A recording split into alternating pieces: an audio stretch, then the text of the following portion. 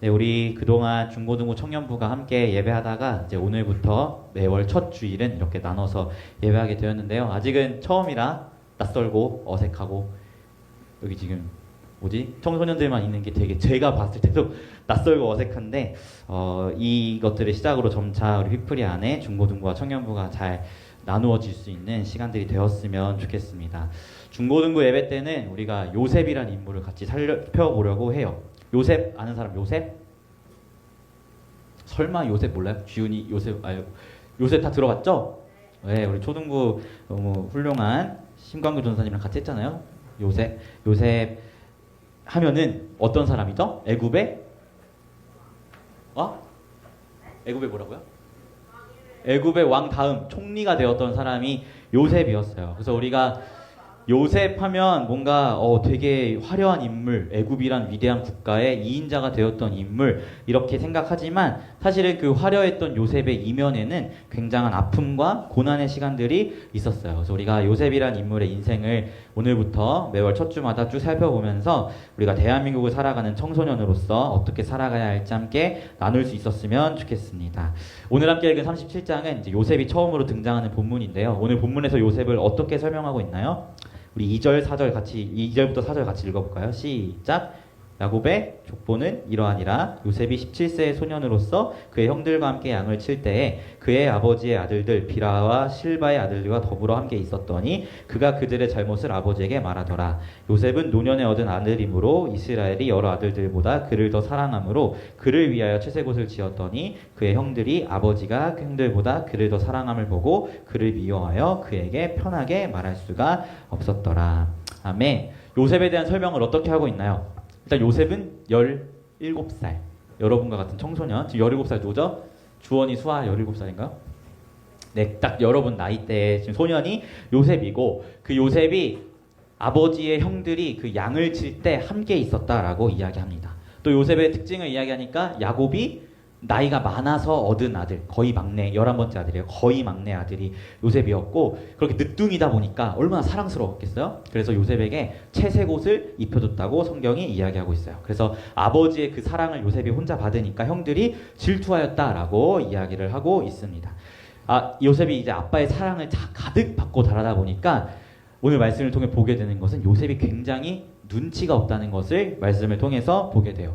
형들이 양을 칠 때 형들이 이제 약간 꼼수를 부릴 때 이제 그것을 그대로 아빠한테 일러 바쳤던 사람이 요셉이었습니다. 물론 형들이 양을 칠 때 아버지 재산을 이렇게 관리할 때 정직하게 했어야 했지만 정직하게 하지 않은 것도 형들의 잘못이지만 요셉은 그것을 보고 그대로 아빠한테 가서 일렀던 것이 요셉이었어요. 특별히 요셉에게 야곱이 채색옷을 입혔다라고 했잖아요. 이 채색옷은 어떤 의미냐면 관리하는 사람을 의미하는 게 채색옷입니다. 그러니까 아빠가 요셉을 너무 사랑해서 채색옷을 입혔는데 자기가 진짜 무슨 관리자가 된 것 마냥 형들 일할 때 일 안 하고 뒷짐지고 서서 지켜보다가 저 잘못했어 하고 아빠한테 이르고 이랬던 동생이 요셉이었다는 거예요. 여러분 동생이 그런다고 하면 얼마나 화가 나요? 안 그러나요? 수아야, 지후가 너 잘못한 거 엄마한테 이르면 빡치죠? 그러지 않나요? 주원이도 희원이가 이르면 빡치죠? 이게 이게 첫째들의 입장에서 봤을 때 동생들의 이런 행동이 굉장히 분노가 일어나게 되거든요. 그래서 성경을 보면 형들이 요셉에게 말을 편하게 할 수 없었다라고 이야기를 하고 있어요. 왜냐하면 요셉이 자꾸 일러 바치니까 요셉에게 뭔 말을 할 수가 없는 거야. 내가 이 말 했다가 또 아빠한테 이르면 어떡해. 그러니까 형들이 요셉에게 편하게 말을 할 수가 없었다라고 성경이 이야기하고 있습니다. 여러분 주변에 이런 사람들도 있지 않나요? 눈치 없이 행동하고 막 내가 했던 행동들 때문에 그 사람 때문에 불편해지고 그 사람이 있으면 괜히 이런 말 저런 말 못하겠고 왜냐하면 그 사람이 누군가에게 이르거나 소문을 낼까봐 불편한 사람들이 있잖아요. 요셉의 그런 인물이었다는 거예요. 되게 애굽의 총리가 돼서 화려할 것만 같았지만 요셉이 17살 청소년 나이 때에 형들의 잘못을 다 일러 바치고 이 형들 일할 때 자기는 채색 입고 다 나타나가지고 일 안 하고 형들 뭐 하나 관리하면서 아빠한테 일러 바쳤던 사람이 요셉이었다는 것이죠. 이런 상황에 요셉이 형들에게 이렇게 말합니다. 우리 6절 한번 읽어볼까요? 6절 시작. 요셉이 그들에게 이르되 청하건대 내가 꾼 꿈을 들으시오. 아멘. 뭐라고 이야기해요? 지금 가뜩이나 형들이 요셉 때문에 짜증나. 아빠한테 이러고 자기 일 안 하고 관리만 해가지고 짜증나는데, 그때 요셉이 형들한테 형들 내가 꾼 꿈 한번 들어보세요 해서 들어봤더니 형들의 모든 별이 또 형들의 모든 단이 요셉에게 절하는 꿈을 이야기를 합니다. 얼마나 화가 나요. 지금 가뜩이나 일 안 하고 채색 옷 입고 딱 서가지고 자기들의 잘못을 다 고자질하는 요셉이 마음에 안 들어 죽겠는데 갑자기 나타나서 한다는 말이 형들이 다 나에게 절하게 될 거래요 라는 이런 꿈을 이야기하니까 형들은 더 화가 나겠죠. 그리고 심지어는 그걸 넘어서 아빠와 엄마도 자신에게 절을 할 것이다 라는 말까지 요셉이 하게 됩니다. 그래서 형들은 더더욱 요셉을 미워하게 되었다라고 이야기를 하고 있어요.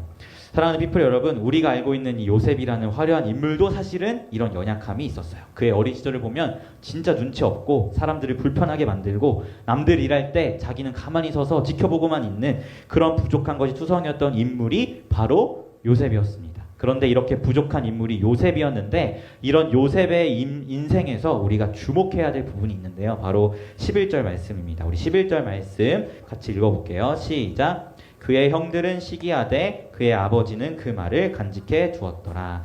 아멘. 요셉의 꿈을 듣고 요셉의 형들은 요셉을 미워했지만 요셉의 아버지였던 야곱은 요셉의 꿈을 간직했다라고 이야기하고 있습니다. 사실 야곱의 입장에서 요셉의 꿈을 보면 야곱도 요셉에게 절할 것이라는 이야기를 하잖아요. 그럼 솔직히 아빠로서 내가 자식한테 절을 한다고 하면 약간 분노가 이를 수도 있는데 야곱은 왜 분노하지 않고 요셉의 꿈이라는 그 이야기를 자기의 마음에 간직했을까요? 왜일까요? 아빠니까? 왜냐하면 야곱도 사실 젊은 날에 하나님께서 그에게 꿈을 주셨던 사람이었기 때문입니다. 야곱이 에서라는 자기 형한테 쫓겨서 도망갈 때 하나님이 야곱에게 꿈을 주시고 그 꿈 내용대로 야곱의 인생이 이루어지거든요. 그래서 야곱은 알고 있었던 거예요. 요셉이 꾼 저 꿈은 요셉 자신의 망상이나 자신의 생각이 아니라 하나님이 주셔야만 꿀 수 있는 꿈이 저 꿈이었다는 것을 야곱은 알고 있었어요.